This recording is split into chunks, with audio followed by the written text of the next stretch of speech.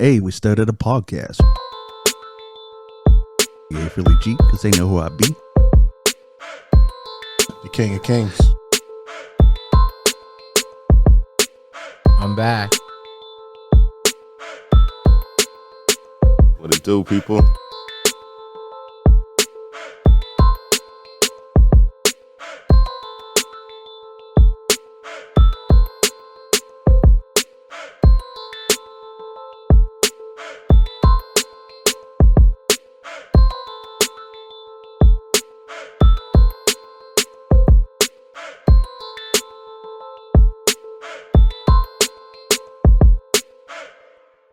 Hey, what's up? It's John Kizzy. You know who is he? A.K.A. Philly G, because they know who I be.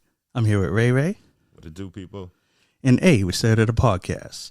And we're here with a special guest today. And it is Briannagh D. And Briannagh?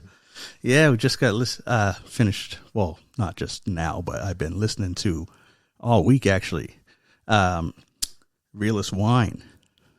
Yes. It's a big tune. That's a big tune you got there. Thank you. Also run my check. I've been checking that one too. Like that. Got Jadakiss in there.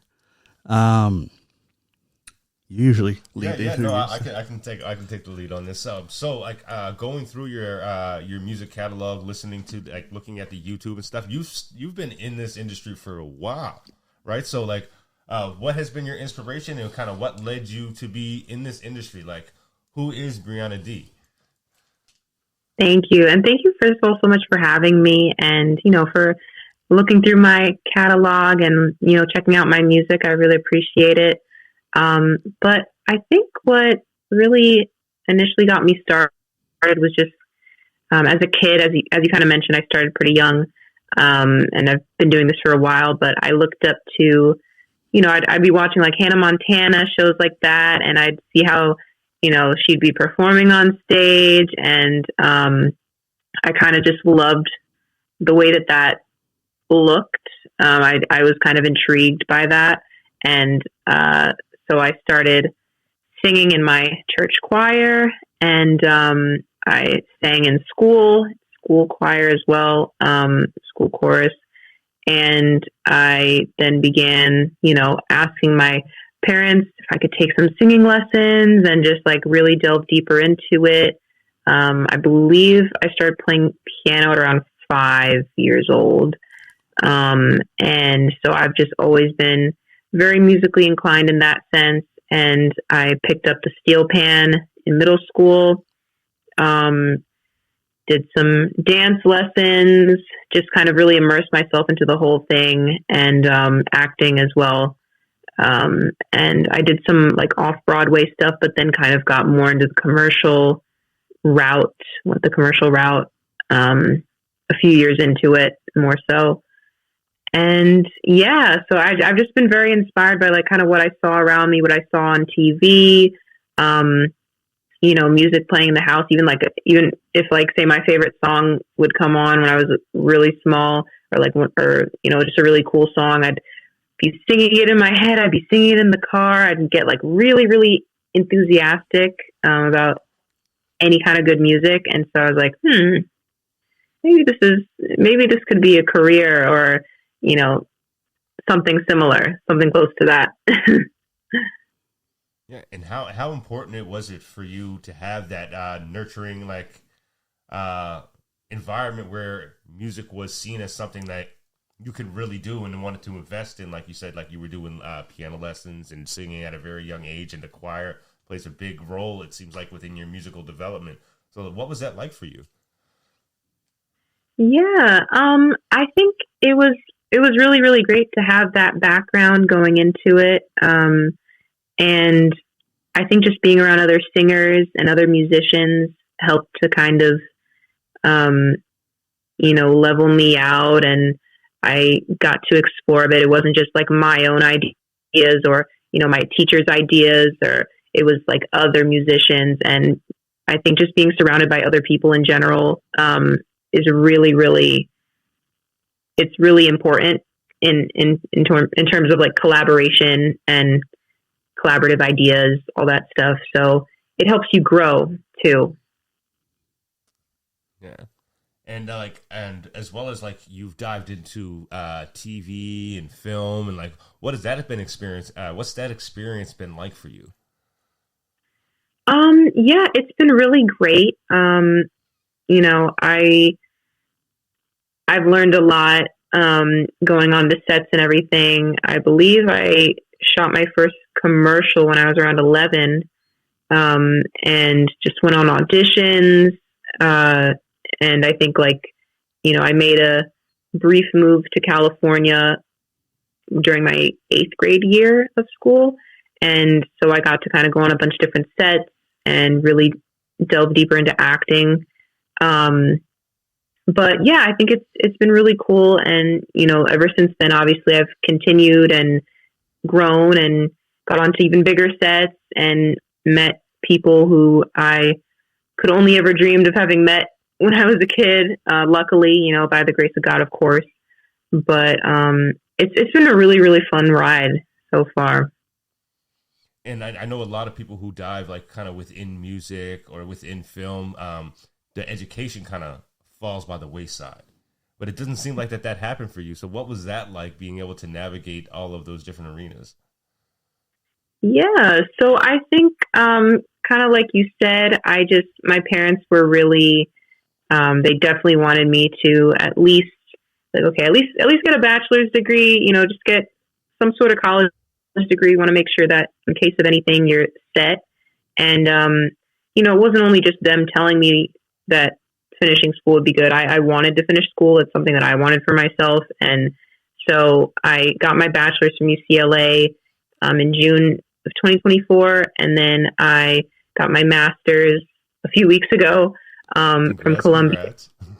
Thank you. So I was in New York for graduation, and then went to shoot a music video in the Caribbean, and then now I'm in California. And then I'm going to be flying around a lot for the summer. But I wanted to definitely finish up school and then even take it a step further because it felt necessary in the moment. I wasn't always just like, this is specifically what I want to get a master's degree in, or like I have to get a master's. It just kind of felt natural and came natural to me because that's where I felt the direction of my life needed to go in that moment. I was like, I think I need a master's degree to really, hone in on these skills. And so I ended up getting a master's in journalism at Columbia. So, yeah. Nice. And how does your master's in journalism kind of help within your musical career, your musical journey? Yeah, so I think it's really cool. They're similar in some ways because it does bring up that same notion of storytelling. When you're a journalist, you have to kind of tell a story in one way or another, whether you're kind of repeating someone else's story, but you're also adding in other elements. So, say maybe there was a robbery that took place yesterday. You can't just go to the person who's suspected of being the robber. You have to go to who are the witnesses. Are there any notes from police officers? Are there any community members that you could reach out to? So you have to kind of gather all these different resources, get their quotes, and do a lot of interviews, do your own research on the topic.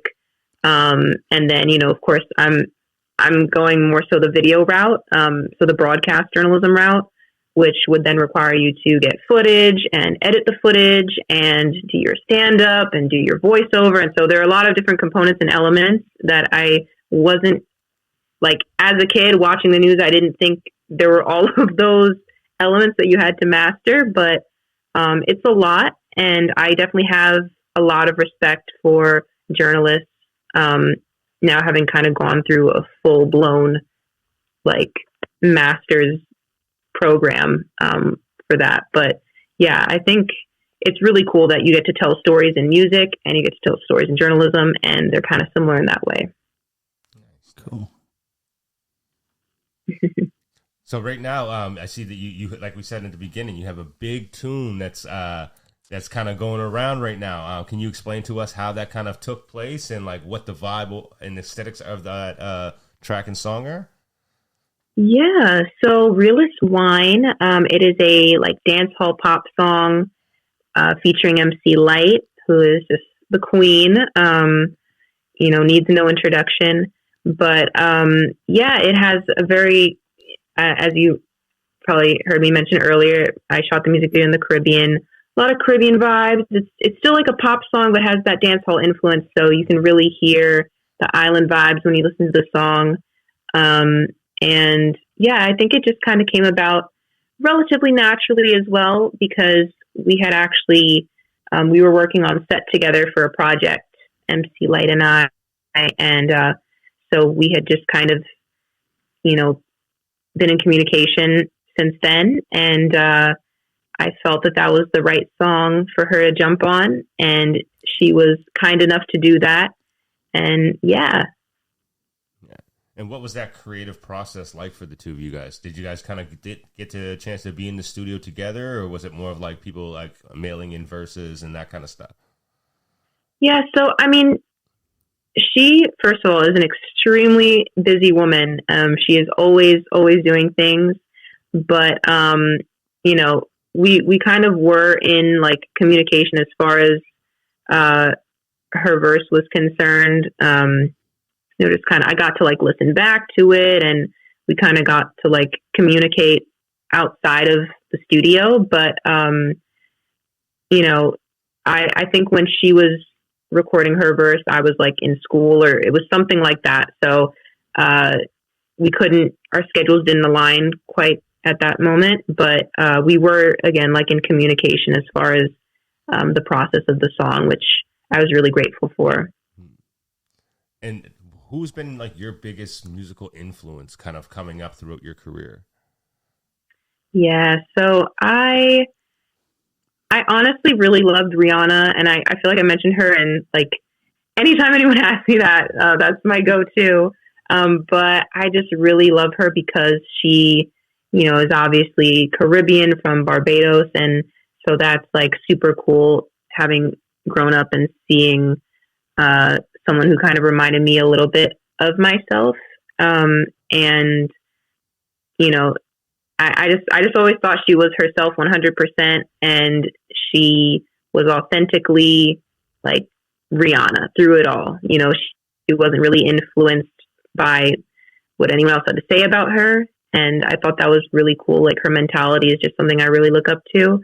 And then vocally, Whitney Houston is untouchable. So, rest in peace.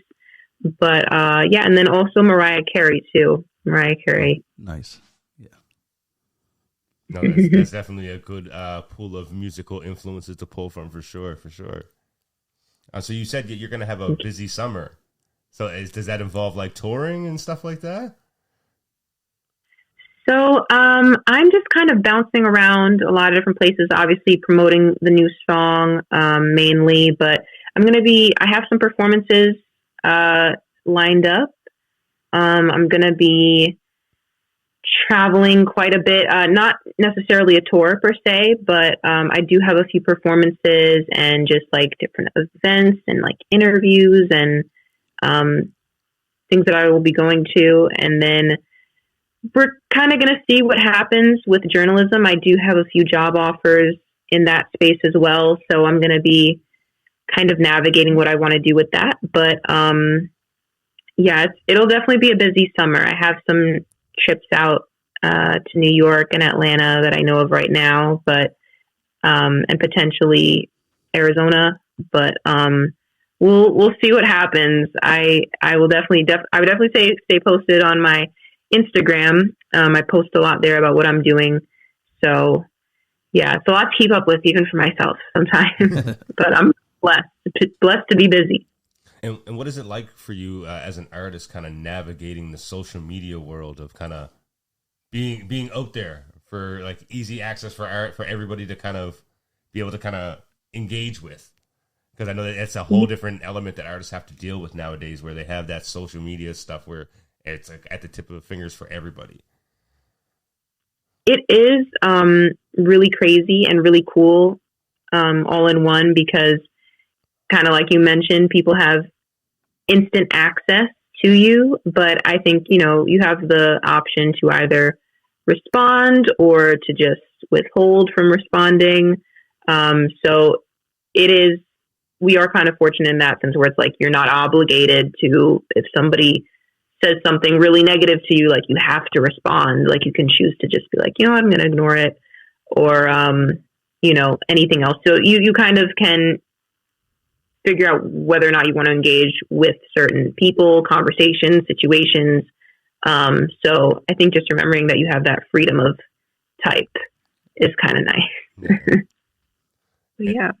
And when you perform and do shows and stuff, do you prefer like a small, more intimate venue, or kind of like a big, open, like bigger crowd kind of venue? What's like your ideal venue to perform in?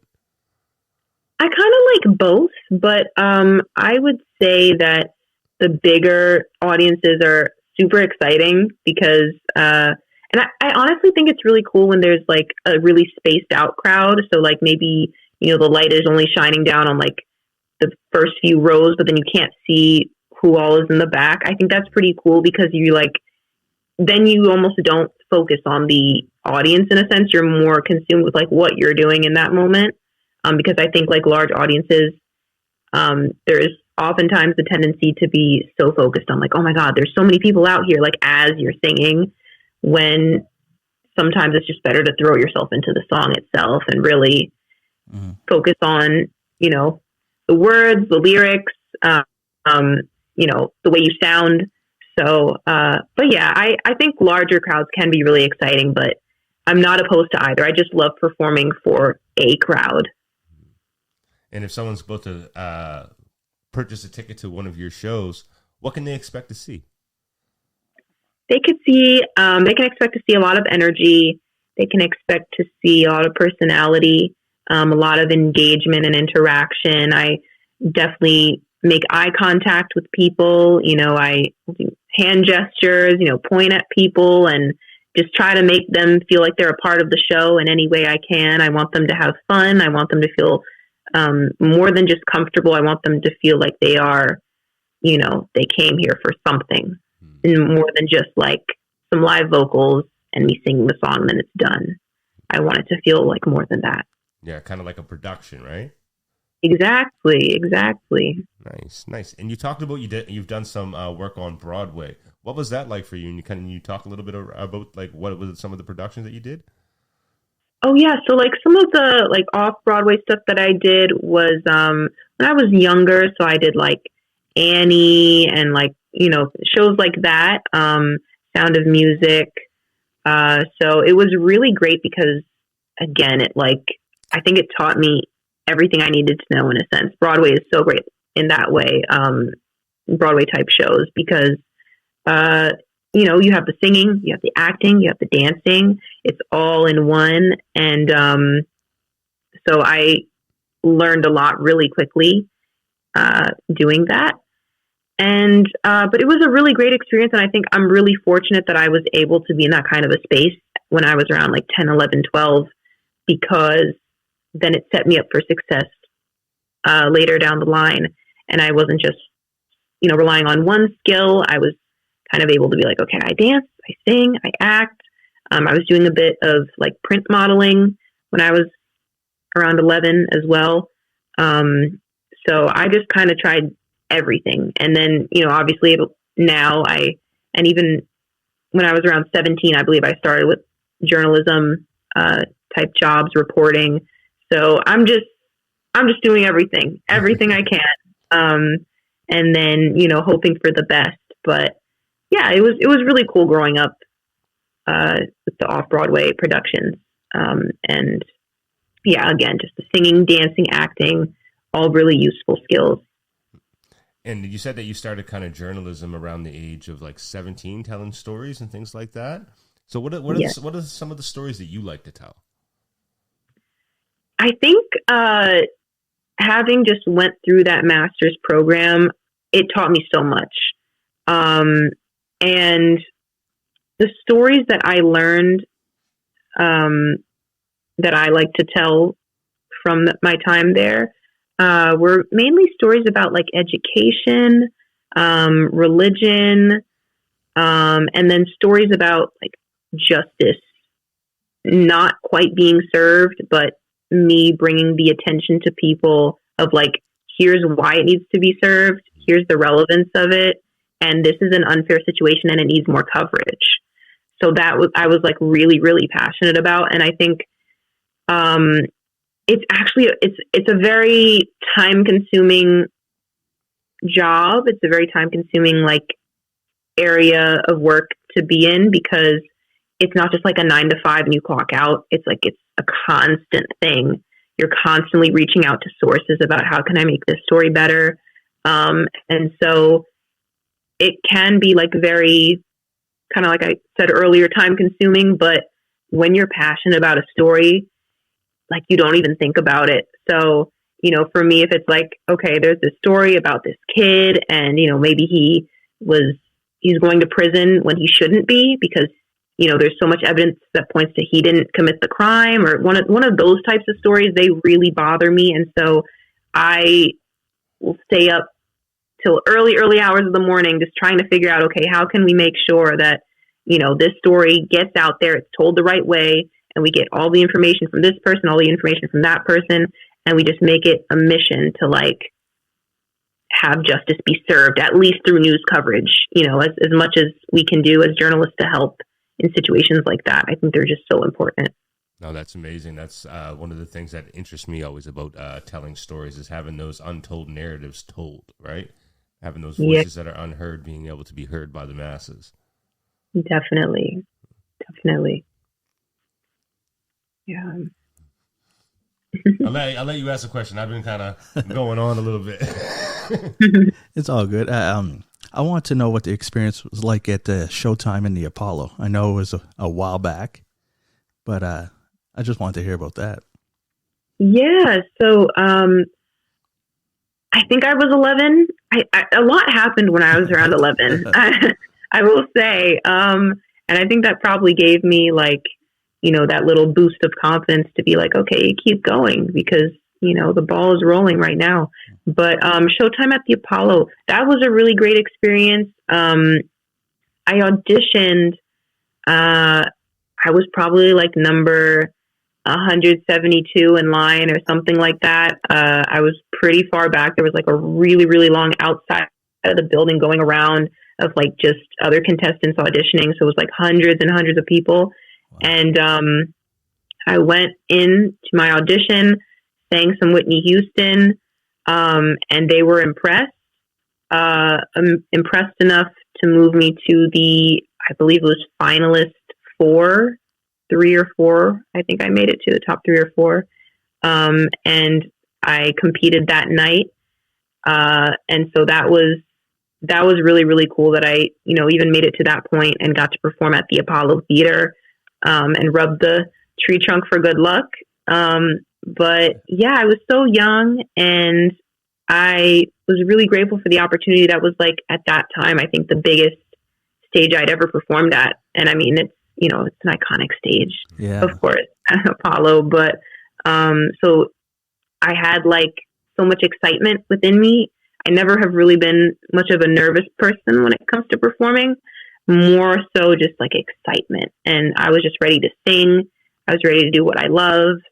And I was really, really fortunate to be able to perform at an iconic stage like the Apollo Theater stage at, you know, 11 years old. I mean, that's a dream come true for mini me.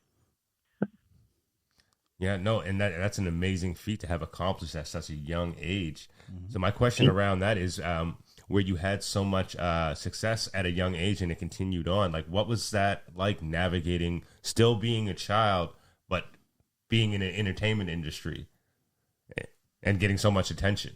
So what was that like? Were you still able to have a childhood? Like, how did that process work for you? How did you keep up and still be able to kind of focus on school and everything else within your life?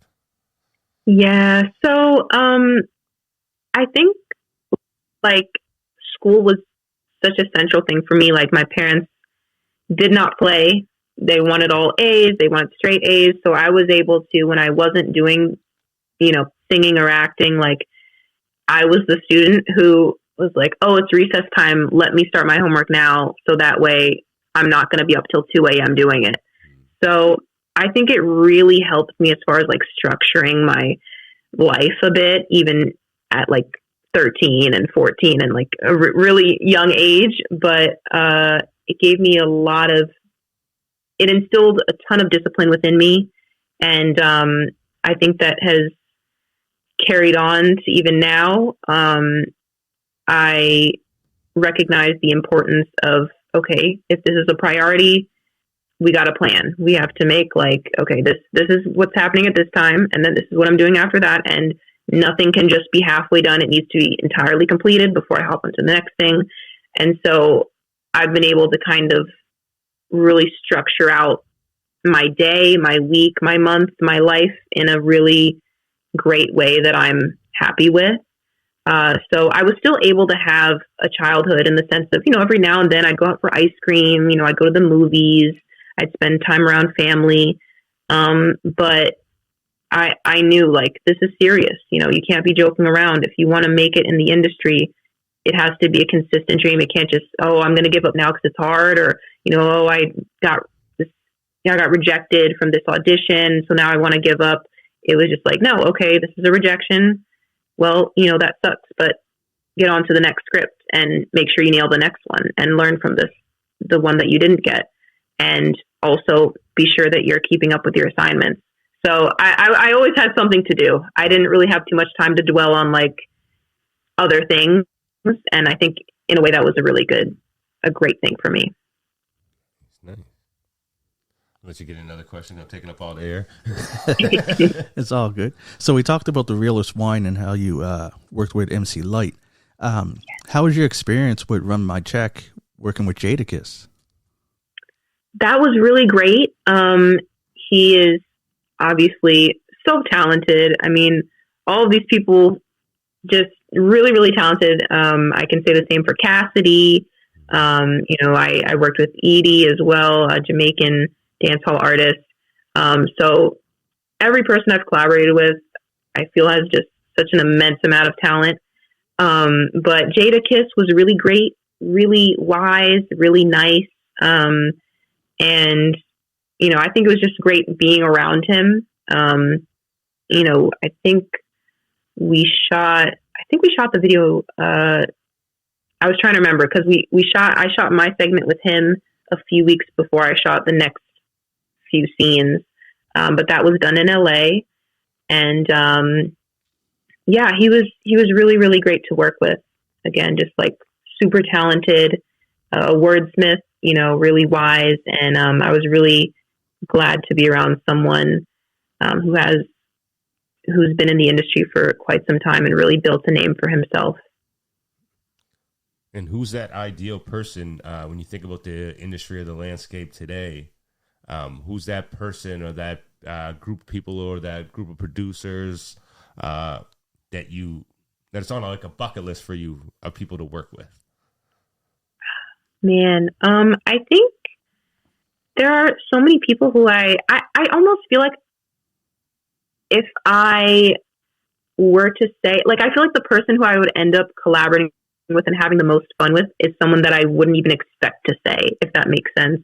Like, I would love to obviously work with like Briannagh. I'd love to, there's this Jamaican artist named Shensia who I'd really love to work with.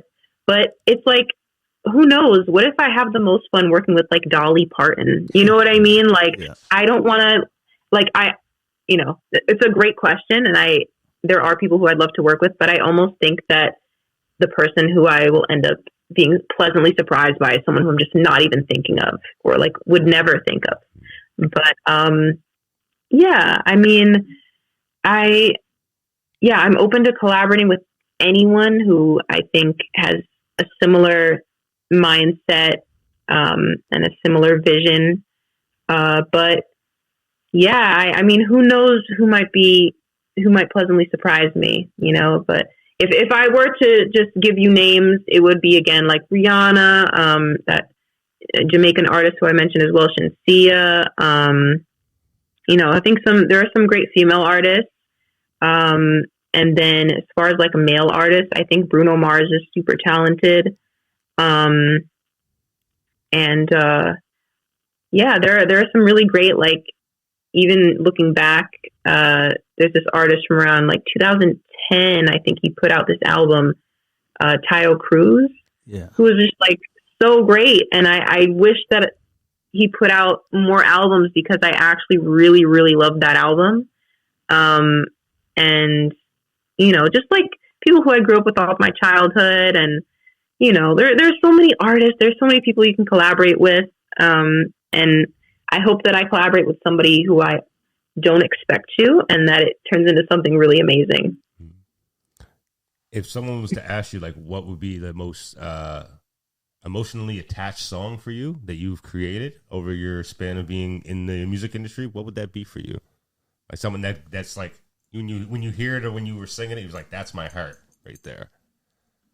It's so funny because I almost feel like this song is. I feel like this song is that for me. But if we were excluding Realest Whine, I'd probably go back to Feel the Beat featuring Edie, or Stand Tall, which is a song I put out like 11 years ago now.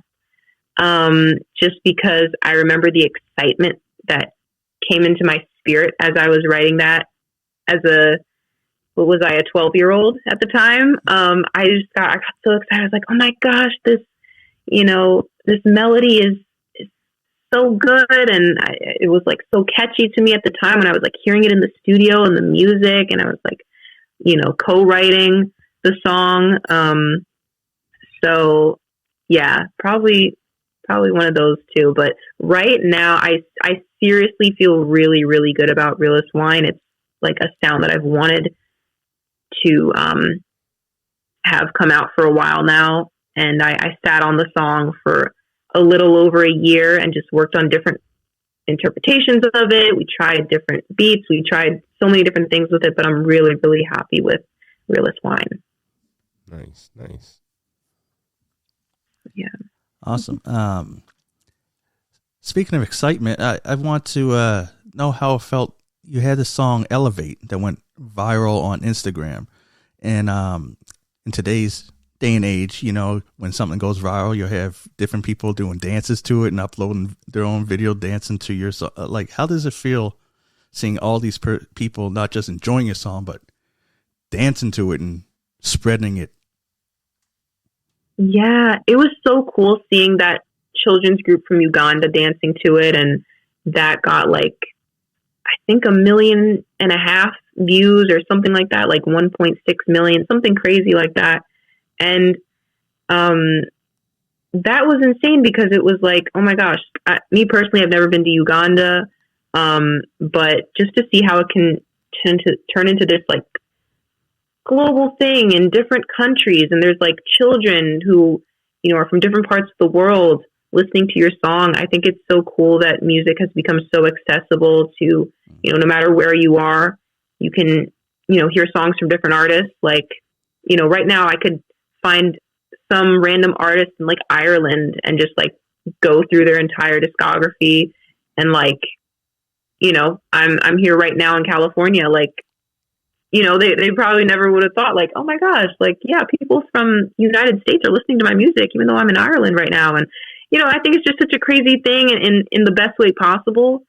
But yeah, I think it felt really, really great to see that people from different parts of the world were dancing to the song and, you know, felt that infectious melody and beat just running through their veins. You know, that's the feeling I always get when I hear a song that I like. I'm like, ooh, this is good. And then I got to listen to it about like 100 or 200 more times before I get, you know, tired of it and move on to the next thing. And then I'll hop back on that song maybe like a year or two down the line and be like, oh yeah, this is the song I really liked and overplayed. But yeah, so it felt so great. I was really happy to see that people liked the song. Oh, I didn't know if you were going to say something. Yeah, Another thing I want to ask you about was the Nike commercial that you did with LeBron James and Travis Scott.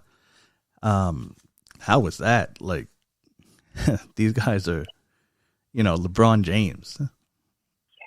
Oh my goodness. It was so cool because, like you mentioned, LeBron James, there's Travis Scott, there was Devin Booker in there.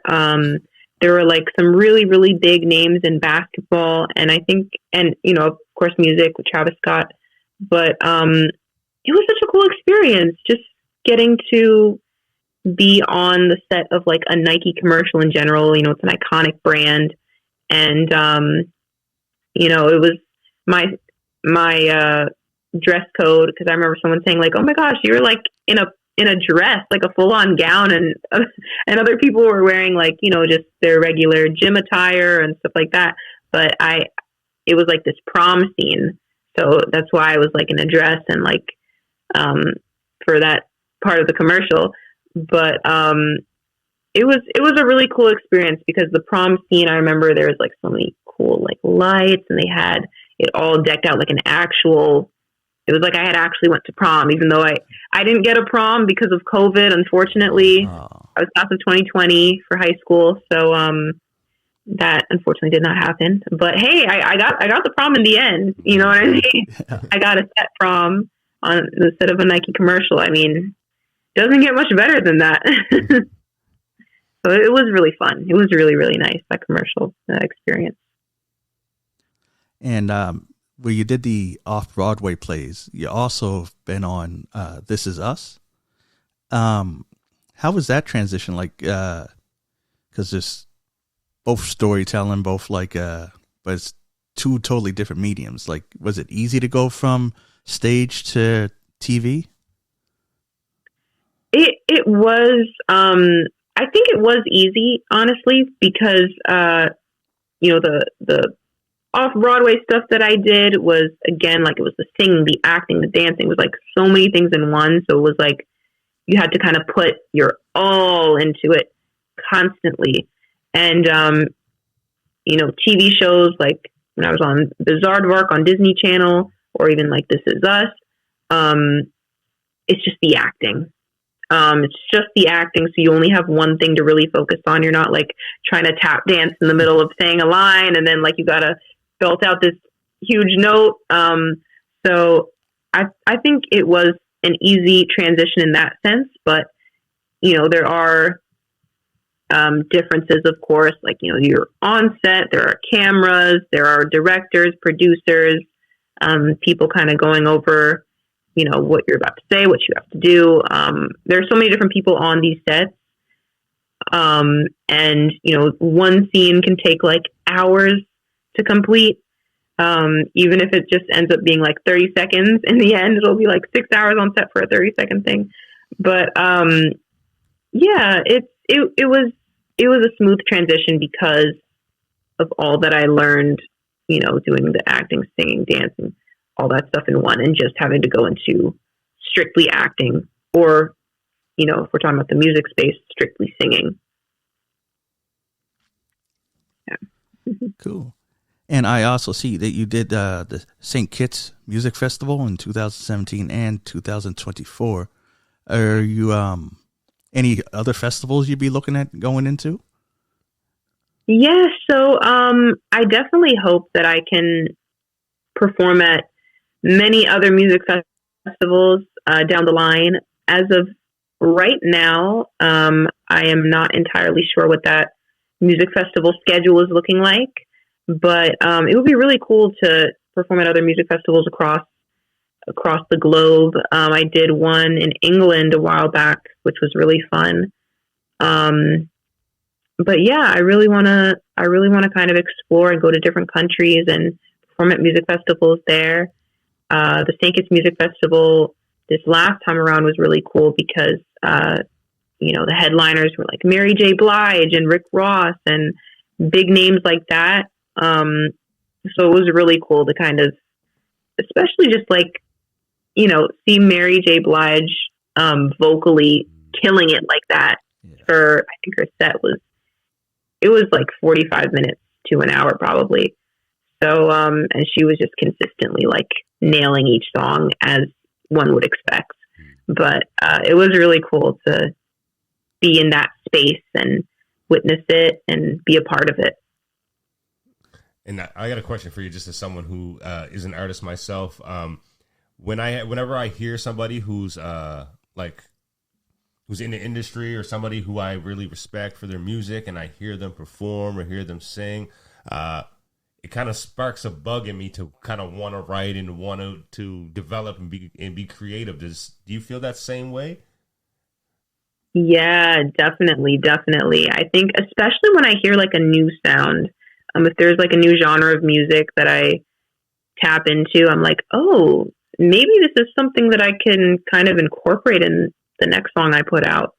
I recently discovered, not super recently, maybe like a year or so ago, but I discovered this genre of music called compa music, and I was like, ooh, this is really fun. So it's like this Haitian jazz type of music, really, really cool sound. And I was just like, this is something that I definitely want to like incorporate into my music in the future, like 100%.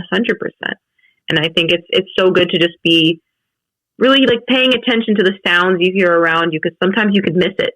Sometimes, there'll be something playing that's like really, really cool, but you'll have your AirPods in and you'll be listening to what you listen to every day, and you won't be able to consume, a new genre of music that could open you up to a whole new way of thinking.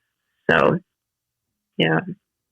And if you were going to give a piece of advice to somebody who's looking at getting into the industry, whether they were a young person trying to navigate it, or if they were a little bit older trying to navigate the industry, what's the piece of advice that you would give them? Well, something that I've done is not given up. So that is what I would say. Some of these pieces of advice can sound very cliche. It's like, oh, just don't give up. Like, oh, just keep trying, just keep doing it. But like, seriously, apply yourself continuously day in and day out. Don't let a day pass where you haven't done something for your career, whether it's like sending emails to somebody or, putting out flyers with your name and your face on it, or handing out CDs, like just anything you can. I mean, I know that it's 2025, so like handing out CDs, but like just figuring out a way to put yourself out there, maybe, perform at a showcase, or, ask around at different places you can perform at if you're like just starting out. And then just stick with it for until you get to where you want to get to, because, for me, I've been doing this since I was like, it's been well over a decade now. I don't know specifically how many years, but I think when I started, I was around 8. So say 15 years. But I have just not given up, and I'm still not going to give up, because I don't think that I've gotten to where the place that I envisioned for myself. So until I get to that place, I won't be giving up. And I would say that for anyone who is maybe looking for some tokens of advice from me, I would say just do not give up. Keep going, and be intentional each day about what you're doing. Not just keep going to say, oh, I'm going, but you're not like really doing stuff that can move you ahead. Like actually think of what is going to move me ahead, and consistently do it day in and day out for years and decades, if it takes decades, until you get to where you want to get to. Nice. So people want to listen to your music, follow you for updates. Where can they do that at? So you can find me anywhere at Briannagh D, BriannaghD. I always have to spell it out because it is a complicated spelling, but it's at Briannagh D on Instagram, YouTube, Twitter/X, Facebook, Spotify, Apple Music, everywhere is just Briannagh D. So you can check out, I'm mostly active on Instagram. But then as far as like music videos and stuff, you can look through my YouTube, and then obviously to stream the song, that would be Spotify, Apple Music, all that good stuff. So yeah, stay connected with me at Briannagh D. Absolutely. Awesome. Well, it was wonderful to have you on. One thing I want to mention, if you ever hear and get a chance to be part of the Halifax Jazz Fest, jump on it. We'd love to have you here. It's a nice festival. We've had people. Carmen was here before. We had Lauren Hill. We had Killer Mike last year. This year's Yes, he's a big boy. Big Boy this year. So it's even though it's called the Jazz Fest, it's all genres of music. I think that you would be awesome on it. Thank you. And can you remind me of the name one more time of it? It's Halifax Jazz Fest. We're here in Halifax, we're in Canada. Okay. Yeah. Okay. Yeah. Because you said you wanted to see perform in other countries, and we'd love to have you here. Absolutely. Wow. I'm going to look that up as soon as we end this meeting. Awesome.